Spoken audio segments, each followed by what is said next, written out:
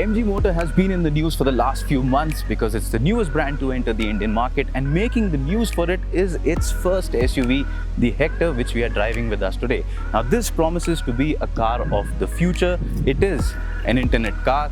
Now beyond the internet features, there's a lot more to the car, and that includes how it drives, how it looks, how the interiors are, how the rest of the features are. Now this car will go up against stiff competition in a booming SUV market. So is it good enough to stay and make a mark for itself? Well, that's what we are going to find out on the show today.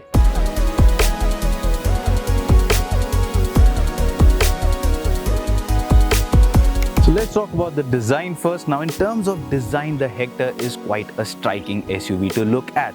Now MG claims that the front design is inspired from the F-35 fighter jet, and if you are someone who takes interest in fighter planes, it is not hard to spot the resemblance. But if you talk about the design in detail, you can see there's a lot of chrome up front, and that's a good thing because most Indian buyers love chrome. So that is going to go down well with a lot of buyers. There's a large grille up front with the MG badge, and of course the front end looks quite sharp. You've got the blinkers right on top and the headlamp unit here. Now the combination overall looks very nice. It's a striking design and it's sharp, and of course it is unlike most cars, which gives it a fresh character. Now talking about the side profile, well, again, just like the front, the sharp creases continue on the side as well, and you've got some great looking 17-inch diamond cut alloy wheels. Now these are good looking alloy wheels. It's just that the Hector is quite huge in terms of dimensions, and that's the reason why the wheels feel a bit undersized. But apart from that, if you look at the side profile, there's a strong shoulder line, you've got roof rails, and the roof line too is quite nice. Tail lamps have been given a design to feel connected from one side to the other, and the red part done just below the MG badge looks a bit tacky. But apart from that, of course, the car looks nice. The bumper again is good looking, and overall what you get is an SUV that looks the part. It looks macho, it looks butch, and it's a dynamic vehicle with good on-road presence.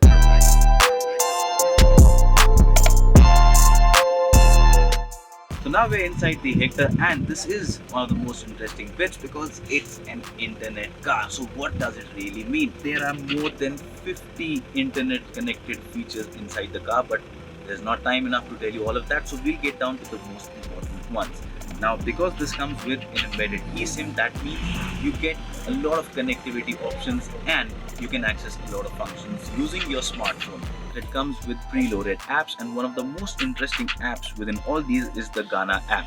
And that means that when you have internet connectivity on the go, you can access your favorite music, and that's a really nice thing. You also get over-the-air updates, which means you don't need to go to a workshop to get the system updated. Whenever there's an update, like it happens on your smartphone, through internet connectivity, the system will get updated, making sure you have the latest software bits. You can get a clear account of how you've been driving, how you can improve in terms of fuel efficiency. All of that data also can be accessed, which will lead to better and efficient driving. Now, one of the other things is that it of course gives you better safety. So in case the airbags get deployed automatically, an emergency assistance call is made by the car that ensures that help arrives in time. You can do geofencing, which ensures that you will get to know if a vehicle is going outside the area marked by you within a certain limit. Apart from that, you can also just press the iCall button and get a call from the MG call center for any kind of assistance you might need.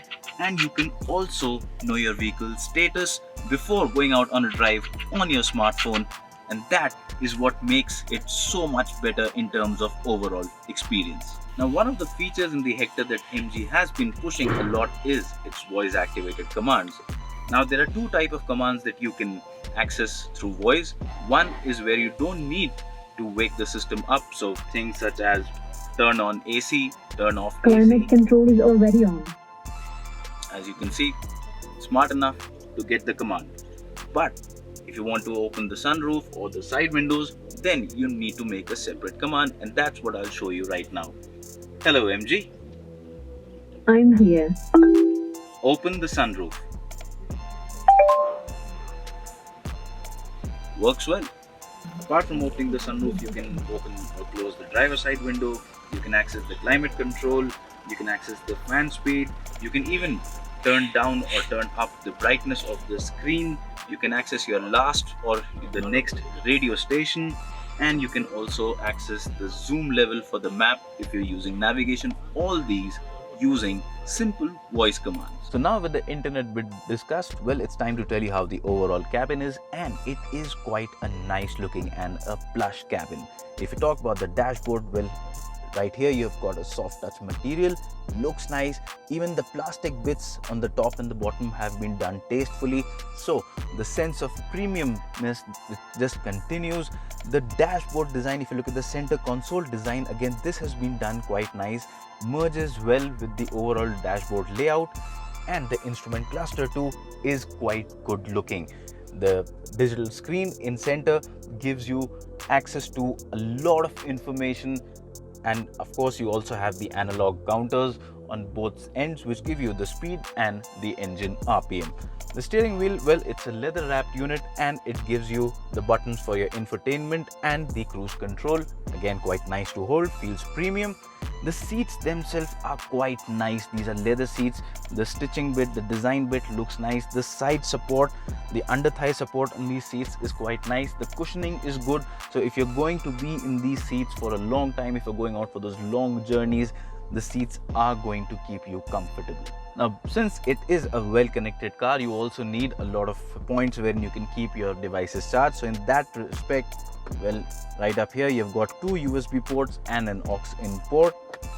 Interestingly, the rear view mirror, here also there's a USB port. So this is specifically in case you're using a dash cam, you can keep it charged using this cable here, and you don't have to run a long wire and you don't have a messy cabin. So that is a very thoughtful thing. Now, another good feature in the MG Hector is the 360-degree camera view, and this comes in really handy if you're trying to get your car in or out of tight parking spots. So there are two ways to access this. You can either use the button here in the lower center console or just go on the screen, and this gives you a complete 360-degree view of the car, and that means that driving this in heavy traffic or getting in and out of tight spots is going to be a breeze. So now we're in the rear seat of the Hector, and as you can see, there is a lot of space. So in terms of legroom, where there's a lot of it, I've got the driver's seat adjusted to my driving preference, and I'm 5 feet 8 inches for reference, and there's absolutely no lack of rear legroom. So even if you're someone who's more than 6 feet tall, legroom is never going to be an issue. Now, since the roof line on this vehicle is not a sloping one, that means that headroom too is not an issue, and taller occupants too will never have a problem in this respect. Now, talking about the seats themselves, well, the seats are quite nice, the cushioning is nice, the backrest angle is nice. So in terms of being here for a long duration, well, that's going to be a comfortable experience. Of course, there's a flat floor as well, so that makes it comfortable. In case you're having 3 occupants here, there is not going to be much of an issue. The only slight downside with the seat is that the under thigh support is just about okay for me. So if you are someone who's taller than me, the under thigh support could be a bit of a bother. But apart from that, well, there's nothing to complain in this cabin.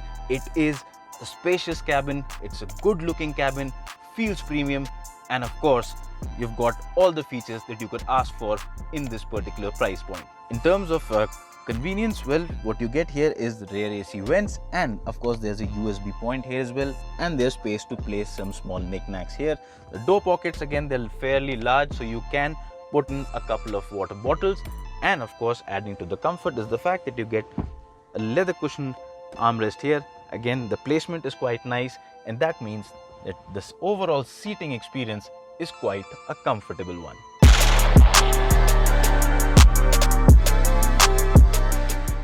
Alright, so let's talk about performance now. Now, with the MG Hector, as far as engine and gearbox options are concerned, you get a lot. There's a 2-liter diesel engine which gives you a power output of 170 horsepower and 350 Newton meters of torque, and there's a 1.5-liter turbocharged petrol motor which gives you 143 horsepower and 250 Newton meters of torque. With the diesel engine, you get only a 6-speed manual gearbox, but with the petrol motor, you can choose between a manual gearbox or a dual clutch transmission.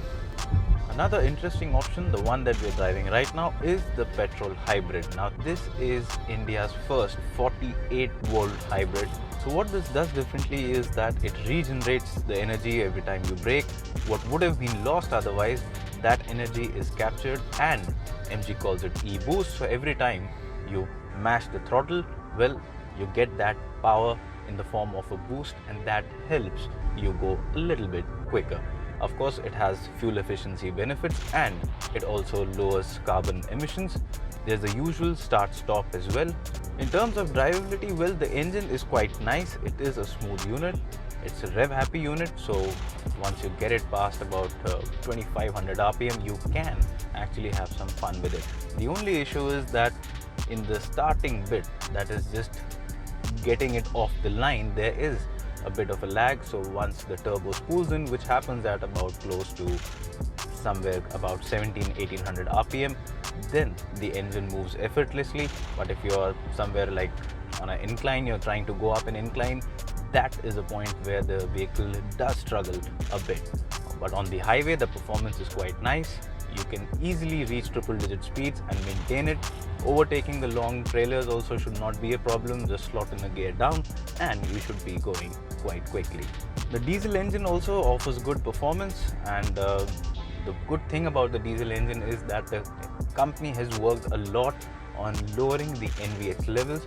So as a result of that, the cabin is quite insulated from a lot of external sounds. In terms of performance too, the diesel engine is quite nice. Now this is the same diesel engine that powers the Jeep Compass as well, but the tuning herein is much better. So unlike the Jeep, where you do have some lag, this engine, there's lesser lag at about 15 or 1600 RPM. That's when the turbo spools in and you get a good drive out of it. Now today we've driven the diesel and the petrol hybrid, but only with manual transmissions. An automatic transmission is not something that we have driven today. So about the manual gearbox, I can tell you they work well in both engines. The throws are quite smooth, they're not very long, and the gearbox pairing also is quite nice with the engine, which complements drivability. Now the Hector is positioned as a comfortable and a premium SUV, and its ride and handling manners are also in sync with its character.